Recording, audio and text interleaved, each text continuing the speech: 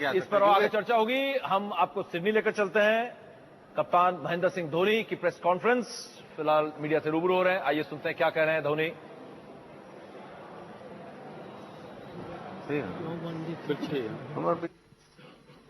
I thought that question will be answered later, but it's the first one. Before the start of the tournament, when we played the tri-series, we had a lot of problems to deal with, the cricketing problems, the form of the players, to manage, we were here for close to over 2 months, and then we had another 2 months, So all in all, it was a tough one for us, The test matches didn't go our way, the tri-series didn't go our way, so it was important to, have a good dressing room atmosphere, and all the members, including the support staff, they were just brilliant, because if you have a good dressing room atmosphere, it's slightly easy to come back into form, and I felt everybody rose up to the occasion, how the fast bowlers bowled throughout this tournament, how the spinners have done, learning from all their past experiences when we toured outside, I felt it was the reason, all of that together, sums up the kind of performance that we have given in this tournament. Disappointed, we couldn't go into the finals, but only one team can win, and I felt they played better cricket on the day. And I think you asked me about my future. A very interesting answer. It's up to you guys. We should do the media should do a nice research on it. Take a few days, and my advice will be whatever you decide, write the complete opposite. Yeah, that will be the fact. So, it's up to you guys. What would you say the way Virat played today? He looked some sort of under pressure, and was it the amount of pressure on him of expectation, or was he not fully fit? What is the reason you see behind his not playing so well? Til ka taar nahi banate hain.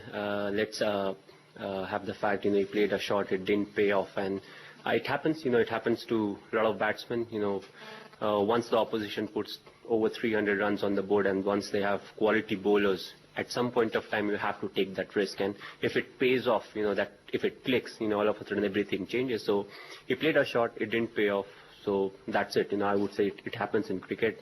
About fitness, a few of them had a few niggles, but the whole batting unit was 100% fit. Fast bowlers had a bit of niggle, but nothing that really stops them from playing. So there was no fitness issues as such. Subhash. MS, your legacy as an ODI player and skipper will probably be defined by what happened in 2011. Starting with 2007 to 2011 to how this tournament ended, how do you see your legacy as a player and skipper in the ODI game? Frankly, for me, it doesn't really matter. For me, every time I turn up, for me, what's important is to do something special so that, I can be part of, or I can contribute to the win. The top order has done really well, so at times I don't really get opportunity. What we have seen is I've been part of series where I've not actually got to bat. So I feel that was a step that I took, once I realized that it's more difficult for the newcomers to come and bat into the Indian team, if they start batting at 5 and 6. The problem was they're not getting the maturity that's really needed, because more often than not in the subcontinent you don't have enough chance to bat. Last 10 overs you need close to 70, 80 or 90 games to get the same kind of experience, but we started batting them up. Raina was the one, we had to push him back because he's a special talent and he can do that work of batting at 5 and 6. I had to push myself back so that Virat, Rohit and Ajinkya could bat up the order, because it doesn't really suit. If we bat up and Ajinkya has to do the job of Suresh Raina or my job batting at 6, it won't really pay off. But overall the health of the batting lineup is good if it is batting at 4, Raina at 5, me at 6. So it was a conscious attempt to make sure that all these youngsters, they bat up the order. So apart from that, what people think about me as a player or what I have done, it doesn't really matter, because till I'm playing, I play for the enjoyment of the game, and I don't really have to do anything with the amount of runs I've scored. The day I pack my bags, I'll pack it and I'll be happy on my bike. Johnson got a few big shots towards the end, but overall it was probably not a very bad performance in the last 10-15 overs. Did you think that total was chaseable? Yes, the reason being I knew the wicket will get slightly better in the second half. When we lost the toss, I was a bit worried where I thought maybe the spinners won't get as much purchase, but I felt Jadeja and Ashwin, both of them, they bowled well. And on the hindsight, the good thing was we got a bit of reverse swing going. So I felt our fast bowlers could have done slightly better because I knew in the second half, there won't be much of reverse swing. So that's the only reason I felt our fast bowlers could have done slightly better. But once we came back into the game and restricted them to 327, I felt it was a good score. Yes, there was pressure, but at the same time it needed some good batting and good partnership. So it was a gettable score, but it needed some really hard work, to get that runs on the board. Last 10 questions in English. MS, an extension of the previous question, Mitchell Johnson got those 27 runs in those 9 deliveries towards the end, and Australia went up to 328. Do you think it would have made a difference to your approach if it was, say, close to, like, say, 300, 310, your approach could have been different and the pressure would have been much lesser? Well, not really, because you can't really say too much of ifs and buts in cricket because the way they were scoring, it seemed as if they'll score 350 runs. But, we got them out for 320, 330. Yes, if Mitchell won't have scored those runs, it would have been 300, but it still needs a bit of scoring. The reason being, it's a big game, it's a semi-final. Whatever said and done, whenever you're chasing 300 runs, you need to take everything as per the plan. And the only good thing is our batting lineup, they know how to chase 300. It didn't go really well in this game, but, we are one team that has done it quite often. So I don't think that extra 20 runs would have made a lot of difference. Last night. MS, you left it really late for the chase. I mean, when you started to attack, what was the thinking behind that? I mean, until the Watson over, you didn't really attack at all. It's a difficult one because, as I said, our lower order, they have not really been able to contribute. So if you start too early and if you lose a wicket, it's nothing really left in the game. You get out for 150 maybe. So you have to take that risk at the right time. Maybe it was a bit too late, but if mine and Ajinkya's partnership won't have come at that time, we would have packed up for 140 or 150 runs. You mentioned the support staff's role in the beginning. Just wanted to add a little bit to that. In the last 4-5 months, even they've been away from home at the same time as the players have been. Their contribution, if you could just give 1 or 2 examples, how immense has that been, and in the kind of work you've done? we work more as a family. The reason being that's our culture also, and I feel it often helps to have the kind of support staff that we have. The relationship it's not like we have a bowling coach, you have this, you have that, you have fielding coach. It's more of a friendship that goes on. Dr. Baba is quite strict over here, but with us inside he's quite friendly. So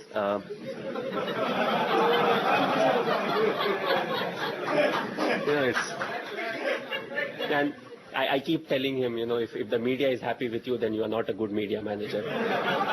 But that's the kind of that's the kind of thing that really helps you. It's no doubt it's a very long tour, for over 4 months at one place, another 20 days and you can apply for citizenship. So,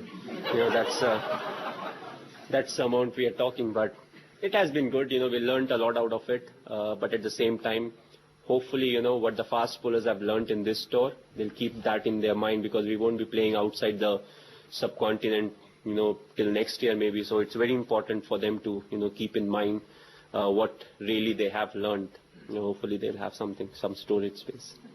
MS, just one question about New Zealand and Australia. You haven't played New Zealand, but you'll have seen the way they go about their work. What are your thoughts on their performances in the Cup? And in your mind, is there a clear favourite in the final? Well, when it comes to a clear favourite, the thing is, in the shorter format, it's all about that particular day which team plays better cricket. One of the biggest thing that the New Zealand team will have to deal with is the size of the field. In New Zealand, you can get away with quite a few mistimed shots. Generally, what we have seen in New Zealand, you get very good wickets. Hamilton is one wicket where it holds on a bit, but other than that, all the wickets have been just fantastic. But when you come to Australia, you get a bit of reverse swing, and at the same time, you may get wickets where it's slightly two-paced, especially if you talk about MCG. So how to take risk will be something that's very crucial. And, Australia, they have that advantage of knowing the wickets well and, having 3 left-arm fast bowlers in their armory, because that will certainly help them. But overall, we have seen New Zealand is one side that's a very contributive side. All the ICC tournaments, they do really well. So, hopefully I'll reach back home and enjoy the finals. May the best team win.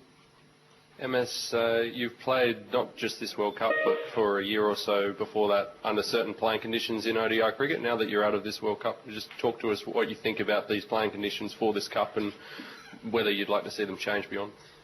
It's my personal opinion. I would like them to change. In the history of cricket, you have not seen 200s, and all of a sudden in 3 years' time, you see 3 200s being scored. A lot of people will say there are a lot of dot balls, that are getting bowled because of that extra fielder inside. So I would say, have the option of having them outside. You can keep all 11 inside, to stop all the dot deliveries. So we have to see, let's not make 50-over game like a T20 game, because I feel even a lot of 6, a lot of 4s also makes it very boring. The main essence of ODI cricket is how you bat from the 15th over onwards till maybe the 35th over. The first 10 and the last 10 doesn't matter. It's more like a T20. But the real essence of ODI cricket is how you bat in the middle over. So you have to make sure that, it's still there present in the game. And I feel, the rules are slightly harsh, maybe slightly more harsh on the spinners, who would like to deceive the batsmen with their flight, look to flight it, challenge them. Now, you have all these batsmen playing sweeps and reverse sweeps and all these different shots, and they have an advantage. But you want power to dominate, because that has been ODI cricket, more than the soft touches and all. You have the option as a captain, if you like this rule, you can bring the fielder inside. I must no doubt Team India played very well during the World Cup, all the matches until the semi-final. But the people back in India protesting and doing something like that, what would be the message for the people, and do you feel this is not good and this is bad? Sir देखिए, ना media की बातें ज़्यादा सुनते हैं, न TV यहाँ पे हम देखते हैं, तो we have got very good response. लोग इंडिया से यहाँ पे आए हैं, they have come all the way, they are watching the game, so that's a big victory for us. Last for Madhu. MS, through the tournament, your fast bowlers have used the bouncer very well. In this match, it didn't seem to come off so well. Is it because of the pitch or the strategy, or Australians played it very well? No, I think still we got quite a few wickets. I don't know how many, but I think minimum 3 we got. And if you're getting 7 or 8 wickets and 3 is out of bouncer, we have to take it. I feel we could have altered the length, not the short pitch delivery. I felt at times we were slightly more up than where we should have been, because this wicket was not similar to some of the other wickets that we have played. But as I said, we could have done something better, but it doesn't really matter now. Are you getting a little sick of the sight of Steve Smith scoring centuries, and what would your advice be to New Zealand in the final in that regard, to getting him cheaply? Different teams will have different strategies against him. I don't know what New Zealand's strategy will be, because their set of bowlers is very different. So I think Brendan McCallum, he'll do good enough to have his own set of plans. And I think Vittori's performance will be crucial, because he's somebody, in the middle overs who can really get wickets, and he's not someone that you can easily score off, play the big shots too. So he will be the key factor. Other than that, it will depend on how their fast bowlers bowl, because New Zealand's strength is their fast bowling, and at the same time they have got explosive batsmen. So I feel it's quite a balanced game. The only thing is Australia, they'll know the condition better than the New Zealand team. But now, most of the team, they tour so much that they know what exactly the conditions will be. Last one in English, Gautam. MS, how emotional is it to surrender the crown which you had won so gallantly and so deservingly on 2nd April night? Well, it's something, that doesn't really belong to anyone. We definitely took it from someone, so somebody took it from us. So, it's as simple as that. And, the best team, takes it for 4 years' time. And then everybody, gets their own plans ready depending on the conditions. And, they challenge the one that has the cup. So